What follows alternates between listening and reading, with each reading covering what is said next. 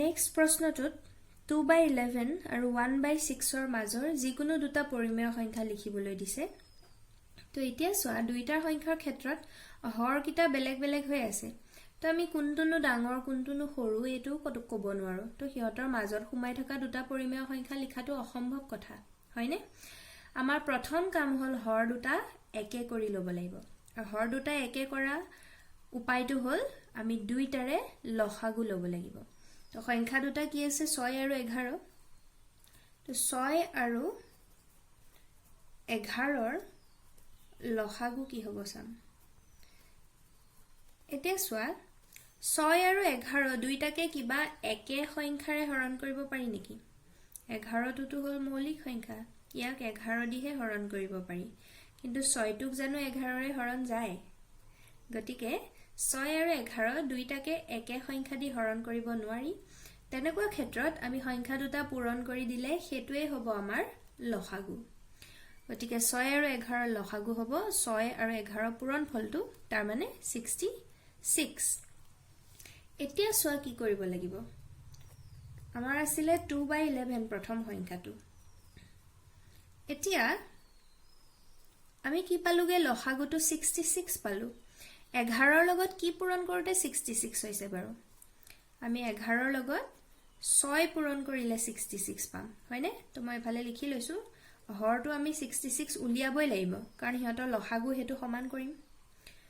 11ৰ লগত 6 পূৰণ কৰোঁতে 66 হৈছে। গতিকে ওপৰৰ যিটো লব আছিল 2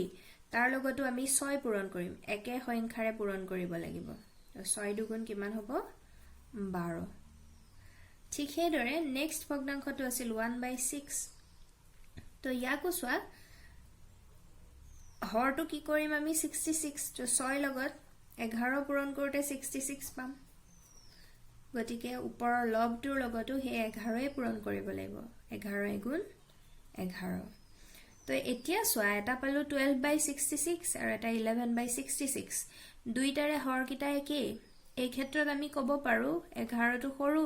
আৰু 12টো ডাঙৰ। গতিকে এই তলৰ ভগ্নাংশটো সৰু আৰু ওপৰৰ ভগ্নাংশটো ডাঙৰ।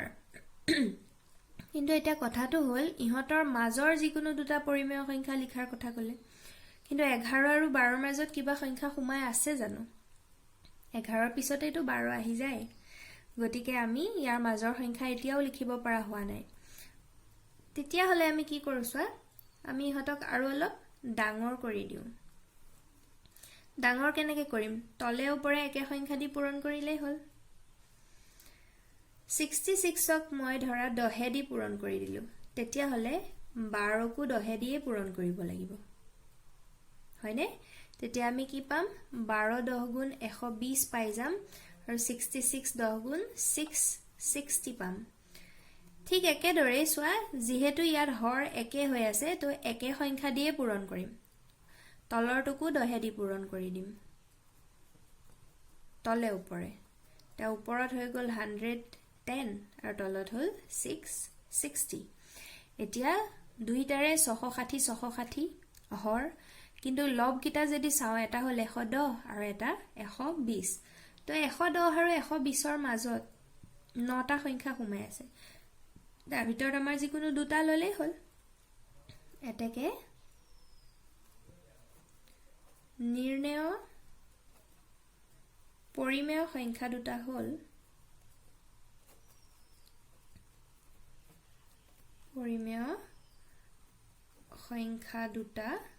আমি কি লিখিব পাৰো? 110তকে ডাঙৰ হ'ব লাগিব, কিন্তু 120তকে সৰু হ'ব লাগিব। তো যিকোনো দুটা ল'লেই হ'ল। ধৰা 111/660 লিখিব পাৰো। হৰটোতো লিখিবই লাগিব। আৰু নেক্সট ধৰা লিখি দিলোঁ 115/660, হয়নে?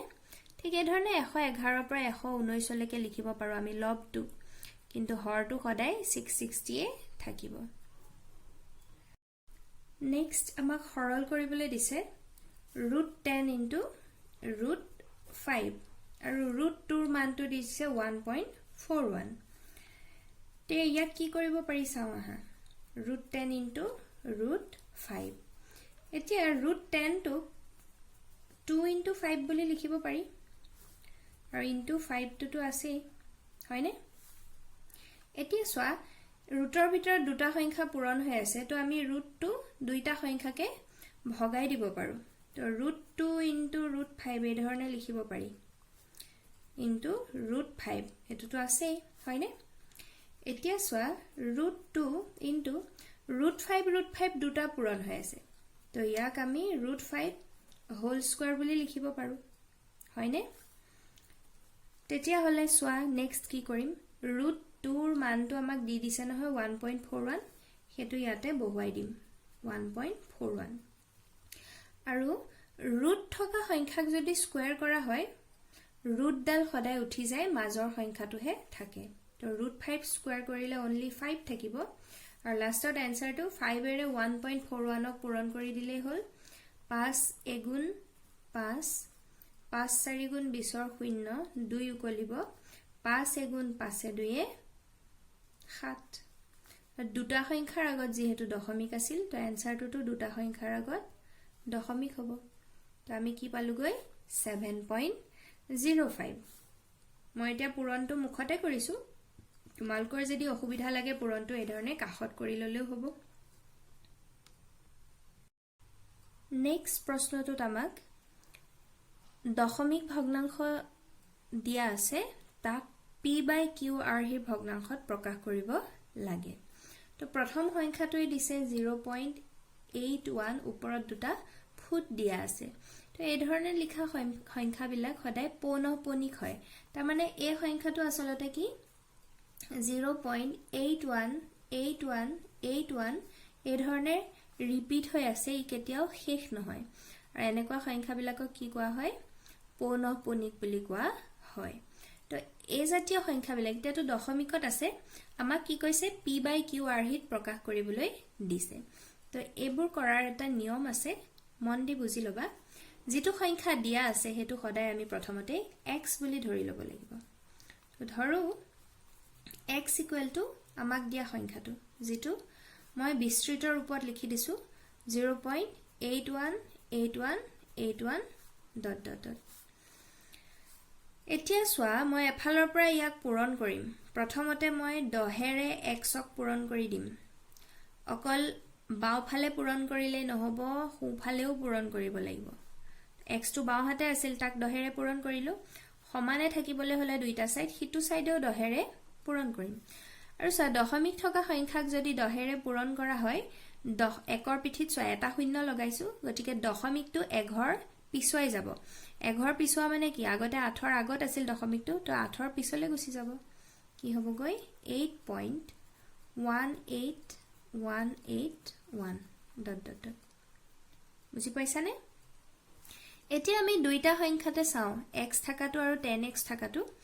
দশমিকৰ পিছৰ সংখ্যাবোৰ একে আছে নেকি ইয়াত দশমিকৰ পিছত 8181 কে আছে ইয়াত 1818 হৈ আছে মিলি আছে জানো ক্ৰমটো নাই মিলা গতিকে এবাৰ 10 ৰ পিছত 100 ৰে পূৰণ কৰিম সদায় 10 100 1000 এই ধৰণৰ সংখ্যা দিহে পূৰণ কৰিম মনত ৰাখিবা কাৰণ তেতিয়া আমাৰ দশমিকবোৰ আগা পিছা কৰিবৰ কাৰণে সুবিধা হয় এতিয়া যেহেতু একৰ পিঠিত দুটা শূন্য লগালো গতিকে প্ৰথম সংখ্যাটোৰ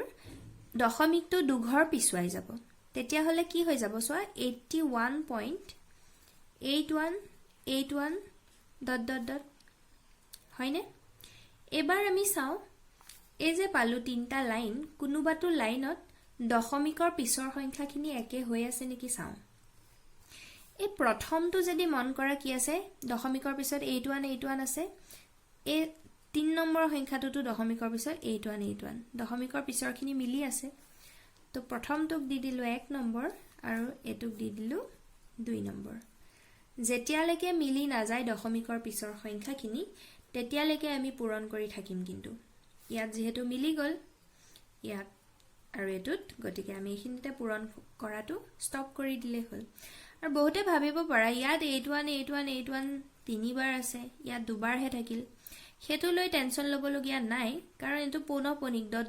মানে এটো কেতিয়াও শেষ নহয় 8181 অসীমলৈকে আছে ইয়াতো অসীমলৈকে আছে তো আমি দুবাৰ লিখো তিনিবাৰ লিখো হেতু লৈ একো প্ৰবলেম নাই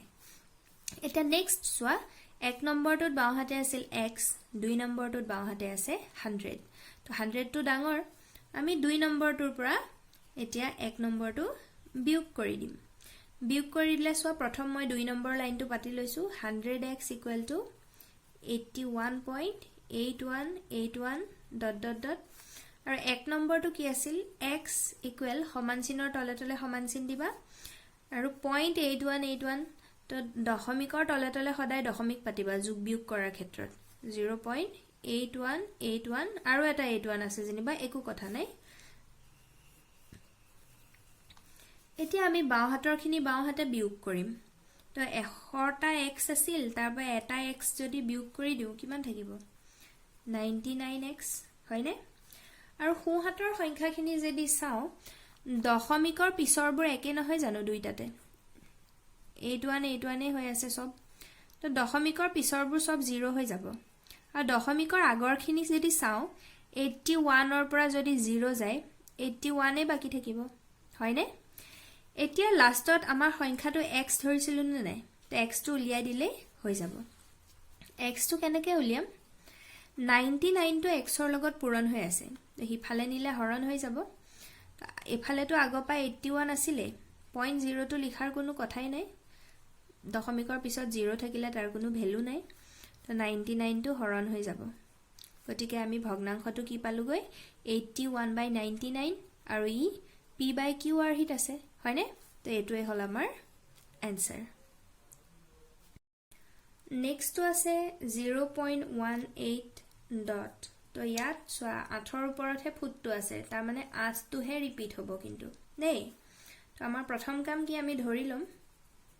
ধৰো x = আমাক দিয়া সংখ্যাটো আৰু বিস্তৃতৰ ওপৰত লিখিম সদায় 0.1 8 ৰ ওপৰত পইণ্ট আছে তাৰ মানে 8 টো ৰিপিট হ'ব এই ধৰণে অসীমলৈকে ৰিপিট হৈ গৈ থাকিব তো প্ৰথম কাম আমি কি কৰিম 10 ৰে পূৰণ কৰি চাম 10x কৰাৰ লগে লগে দশমিকটো এঘৰ পিছুৱাই যাব তো 1.888 হ'ব দশমিক কিটা মিলাই চালো দশমিকৰ পিছফালে মিলি থকা নাই এটোত 1 আছিল এটোত 8 হে আছে তো এবাৰ আমি আৰু এটা পূৰণ কৰি দিম এবাৰ 100 ৰে পূৰণ কৰিম 100 ৰে পূৰণ কৰাৰ লগে লগে প্ৰথম সংখ্যাটোৰ দশমিকটো দুঘৰ পিছুৱাই যাব যেহেতু একৰ পিঠিত দুটা শূন্য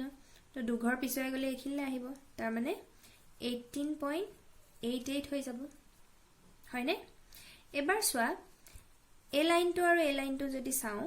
দশমিকৰ পিছত 88 আছে ইয়াতো দশমিকৰ পিছত 88 আছে মিলি গৈছে আমাৰ তো এটা দি দিলো 1 নম্বৰ আৰু এটো দি দিলো 2 নম্বৰ এতিয়া আমি আকৌ ডাঙৰটো পা সৰুটো বিয়োগ কৰিম ঠিক আছে 2 - 1 যদি কৰো 2 নম্বৰটো কি আছে 100x = 18.88 ... আৰু 1 নম্বৰটো আছে 10x = 1.88 সদায় মন কৰিবা দশমিকৰ তলে তলে দশমিক লিখিবা তিয়া 100x ৰ পৰা যদি 10টা x গুচি যায় কিমান থাকিব আমাৰ 90x = এফালে সোৱা দশমিকৰ পিছৰ সংখ্যাবোৰ যেহেতু একে হেখিনি 0 হৈ যাব তো আমি হেতু নিলিখো দশমিকৰ আগৰটো চালে হল 18 আছিল 18 পা 1 গলে কিমান থাকিব 17 গতিকে ইয়াৰ পৰা আমি x টো কি পাম 17/90 যেহেতু 90 x ৰ লগত পূৰণ হৈ আছিল হিফালে লৈ গলে হৰণ হৈ যাব তে 70/90 এটো p/q আকৃতিত আছে গতিকে আমাৰ এনসাৰটো হল 17/90 3 নম্বৰটো একে প্ৰথম আমি ধৰি লম ধৰো x = 2.4 7 ৰ ওপৰত ডট আছে তাৰ মানে 7 টো ৰিপিট হৈ গৈ থাকিব অসীমলৈকে তো এবাৰ প্ৰথম আমি 10x কৰিম দশমিক এঘৰ পিছুৱাই যাব 24.777 হ'ব ডট এতিয়া দশমিকৰ পিছফালে মিলি থকা নাই ইয়াত 4 আছে ইয়াত 7 আছে গতিকে আকৌ আমি 100x কৰিম এবাৰ দশমিক দুঘৰ পিছুৱাই যাব গতিকে 247.77 হ'ব তো এতিয়া আমি এই দুটা যদি চাও দুইটাৰে দশমিকৰ পিছফালটো একে হৈ আছে 777 হয়নে দুইটাতে আছে এটাত দি দিলো 1 নম্বৰ নেক্সটত দি দিলো 2 নম্বৰ তো এতিয়া 2 - 1 কৰিলে কি হ'ব আগৰ নিচিনাকে লিখিলম 100x = 247.77 আৰু তলে তলে 10x equal to 24.77 dot dot dot. তো এতিয়া 100x ৰ পৰা 10টা x গুচি গলে 90x থাকিব আৰু দশমিকৰ পিছৰবোৰ যেহেতু একে 0 হ'ব দশমিকৰ আগৰখিনি আমি বিয়োগ কৰিলে হ'ল 7ৰ 4 গল 3 4ৰ 2 গল 2 আৰু 2টো নামি আহিব গতিকে ইয়াৰ পৰা আমাৰ উলিয়াবলগীয়া সংখ্যা যেটো x বুলি ধৰি লৈছিলো এই x টো কিমান পালুগৈ 223/90 এটোৱে হ'ল আমাৰ p/q ৰূপত লিখিবলগীয়া সংখ্যাটো নেক্সট টু প্ৰথম আগৰ নিচিনাকে ধৰিলম ধৰো x equal 2.4431 দুইটাৰ ওপৰত ডট আছে তাৰ মানে কি ইয়াৰ মানে x টো হ'ল 2.44 এই 31 টো ৰিপিট হৈ থাকিব এই ধৰণে অসীমলৈকে ঠিক আছে এতিয়া চোৱা ইয়াত মই 10 100 1000 এনেকে বাৰেপতি পূৰণ কৰি নাথাকো মই এটা কথা লক্ষ্য কৰিম ৰিপিট কোনখিনি পা হৈছে বাৰু দশমিকৰ পিছৰ কেটা সংখ্যাৰ পিছত ৰিপিট হৈছে দশমিকৰ পিছত 44 দুটা সংখ্যা আছে তাৰ পিছতহে ৰিপিট হৈছে হয়নে তো প্ৰথমতেই মই কি কৰি দিও 100 দি পূৰণ কৰি দিও দশমিকৰ পিছত দুটা সংখ্যা আছে তাৰ পিছতহে ৰিপিট হৈছে গতিকে একৰ পিঠিত দুটা শূন্য লগাই মানে 100ৰে পূৰণ কৰি দিও তো 100ৰে পূৰণ কৰাৰ লগে লগে দশমিকটো দুঘৰ পিছুৱাই যাব গতিকে 244.31 এই ধৰণে যাব হয়নে এশৰ পিছত চাও নেক্সট 1000 দি পূৰণ কৰিম একৰ পিঠিত তিনটা শূন্য গতিকে প্ৰথম দশমিকটো তিনি ঘৰ পিছুৱাই যাব ইয়ালে 2443 এটা আহি যাব 0.13131 এই ধৰণে যাব এতিয়াও কিন্তু আমাৰ দশমিকৰ পিছৰ সংখ্যাবোৰ মিলি থকা নাই গতিকে আমি আৰু এবাৰ আৰু এটা 0 বহাই দিম 10000 দি পূৰণ কৰি দিম দশমিকটো হে ধৰণে 4 ঘৰ পিছুৱাই যাব 24431.3131 এই ধৰণে যাব অকমান খৰকে কৈছো অসুবিধা পাইছা নেকি বাৰু মই কি চালো প্ৰথম একো নাই আমি প্ৰথম 10 দিও পূৰণ কৰিব পাৰিলো হেতেন কিন্তু মই সময় বচাবলেহে ডাইৰেক্ট 100 দি পূৰণ কৰি দিলো কাৰণ আমি দেখিছো যে ৰিপিট কৰ পৰা হৈছে দশমিকৰ পিছত দুটা সংখ্যা আছে তাৰ পিছতহে ৰিপিট হৈছে গতিকে প্ৰথম মই 100 দি পূৰণ কৰিলো তাৰ পিছত এটা শূন্য বহাই দিলো তো দশমিকটো আৰু এঘৰ পিছুৱাই যাব দেখিলো যে দুইটাতে দশমিকৰ পিছৰবোৰ মিলি থকা নাই কাৰণ এটো আছে দশমিকৰ পিছত 3 ইয়াত আছে দশমিকৰ পিছত 1